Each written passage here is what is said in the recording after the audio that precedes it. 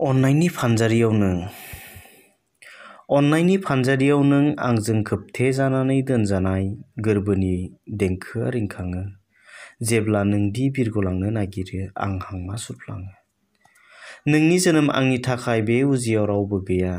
थार अनलायनायनि बे लारोम समाव गोरबोजों गोरबो साजायनाय गोमो गोथां बाथ' गांनि सिमां रनसायनायफोरा दा बोहैखारलांथों रुगुं गैयै लैथोनि दाहारजों। बिखाया गुरलुब मावखाङो जेब्ला सिमाङा जायखारनो नागिरो। अखानायसि समनि उन्दुस्रिनायाव फोजाफैयो गोसो मोब्लिबफोरा। अन्नाय गोरबोनि दोंसे लामाजों सुखि संसार दैदेनलांनो जानजि खाफ्राबाय बोहैथि दिङा दाहारनि बैथाजों। बेसे गुवार बेसे गोथौ जिउ संसारनि लैथोआ अन्नायनि दौलेंजों सानस्रिलांगोन समाय लानाय जों सानैनि। बारहुंखाजों खैफोद जायोबोला रुजुनगोन दुखुनि थफ्ला। सानैजों रानलायनानै लागोन थेवबो संसारनि बान्दोखौ थेथेगोन।